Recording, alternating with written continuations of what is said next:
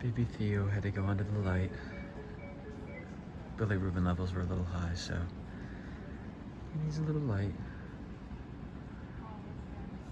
Poor Bopa.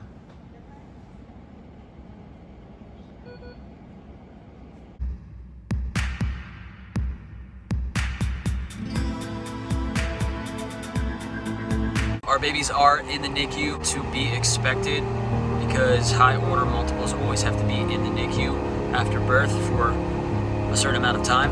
It all depends how well they do in the NICU. So how Maxine and I have been handling it after her mom went home. Maxine has been here during the day, during the kids' naps, and I'm with the kids during that time. And then at night I come in. So typically the quads do have somebody here holding them, spending time with them and stuff like that. But I just wanted to give everybody an update as far as their growth, as far as their feeds, as far as their respiratory system, because all of those things have to get better. Sorry, the air was on, it's kind of loud. Have to progress for them to be discharged, which will obviously take some time. They all have been doing very, very well overall. These are just typical NICU things. They all have respiratory assistance as of right now, all except for Theo. Again, I'm no expert at this, but there are like 3 levels of support. It's like CPAP, it's high flow, and then it's called wall air. So CPAP has assistance for oxygen, pressure, and moisture. So it has like a humidifier on it so that their sinuses don't dry out. And then high flow does not have oxygen assistance, but has pressure and moisture. And then the wall air is just room air, so it's just a certain amount of oxygen, which here in Phoenix is 21%. I think elsewhere it could differentiate a bit. But so wall air is that 21%, and then just pressure. So they don't have the moisture from the humidifier helping them. And then it's just take it out and they breathe on their own, which Theo is actually at right now. The smallest of the bunch, the feistiest and the mightiest. He's the one who's actually off of all of it first. Silas was just on wall air. He's now back on high flow, and Cecilia and Beck are both on high flow. Beck initially had more issues. He was on CPAP longer, had oxygen assistance at a higher level a bit longer. But overall, they are doing pretty well as far as that is concerned. Now, as far as their growth, they've all been gaining weight overall.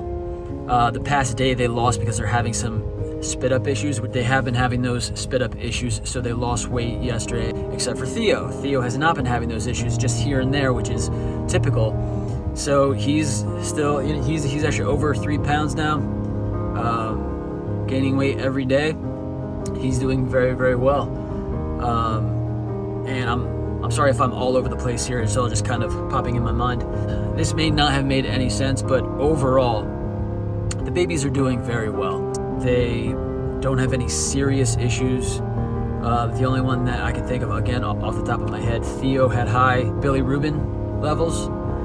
So he had to go under phototherapy, but it was only for like 2 days or so.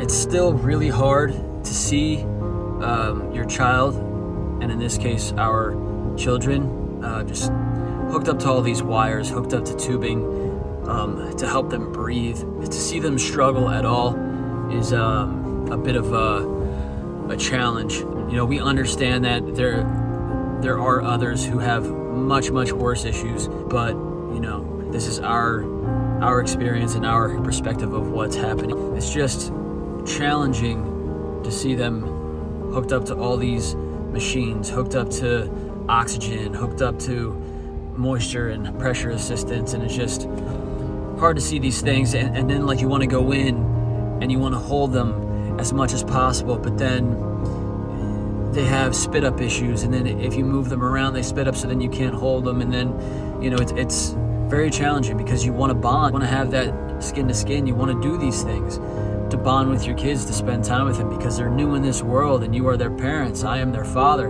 You know, it's difficult to go in there and have to struggle with the wires to pick them up and make sure that everything is still as I'm holding them, you know, because their muscle in between the esophagus and the stomach is not mature yet. So if you move them around, they spit up, and then you feel bad. You feel like it's your fault. You feel like, you know, I don't know. You feel all these things. I just can't wait until they're out of here. I can't wait until we can take them home. I can't wait to be home with all of them and to be home with all of our kids again. And yeah.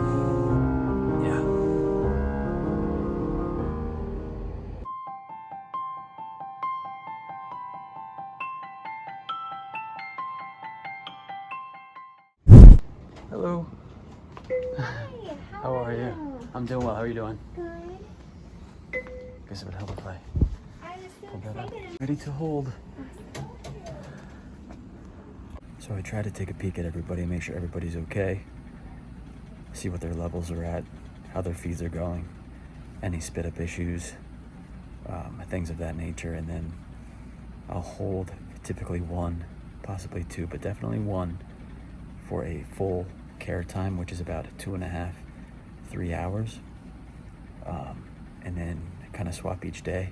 It would be amazing to hold every single one, every single day. But with 4, it's almost impossible unless you're here all day. And if we didn't have our 2 other kids here with us, we would be spending all day and night here probably. So, but this is my favorite part. Care time. Silas, big boy, just snoozing, but he's feeding right now, typically 2 hours it looks like, but he's doing well, cuter than ever.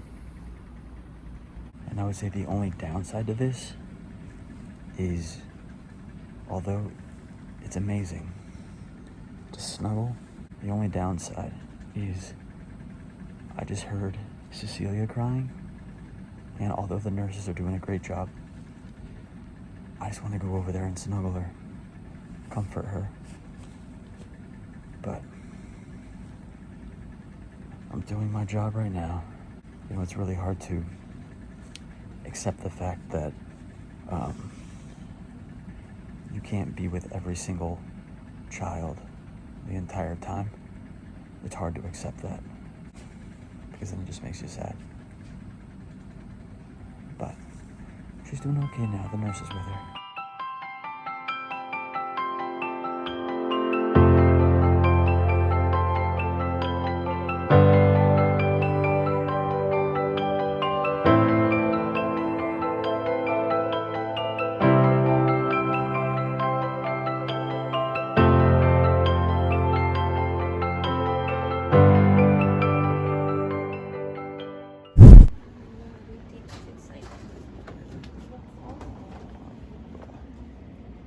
Always wide awake now. Yes, he is. I'm gonna take this thing. Oh, there we go. It looks better. And his max feed was, Right I now. keep forgetting, It'll be 27. 27. Yeah. Okay. He's maxing this feeding time. 27.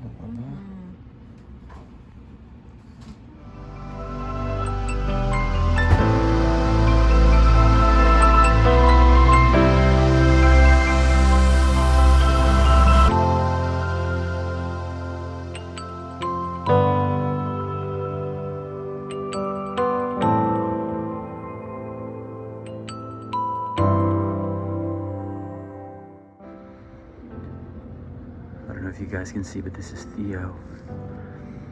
He has his nose cannula out, and it's just the feeding tube going in the nose now. The feeding tube was in their mouths, and it is in the other 3, but his is now through his nose because he's no longer on respiratory support. He's a feisty one. Love that. Okay, I am heading out. Alright, take it easy. Get Thank rest. you. I will try. Something I actually failed to mention, I believe, is we are only allowed to visit once a day because of COVID. Understandably so. You know, you don't want any more exposure than necessary. But say Maxine and I only had one child in the NICU. Her and I would not be allowed to go at the same time. Now, to me personally, that doesn't make any sense, because if you are staying in the same household and one is going into the NICU, seeing your child, and then coming home, giving you a kiss goodbye, and then you go and see the child, the exposure is the same. So I don't really understand that part of it. Now, Maxine and I are allowed to be there technically together, not in the same room though, but we are allowed to be there together because we have 4. So I just found that interesting. Thank you guys for watching. We appreciate your love and support. Please keep watching. We will keep sharing our journey. Drop some questions down below for us. We will have that Q&A in the future. I know I keep saying it, and I promise we will. Like, comment, share, subscribe. Keep that mask on.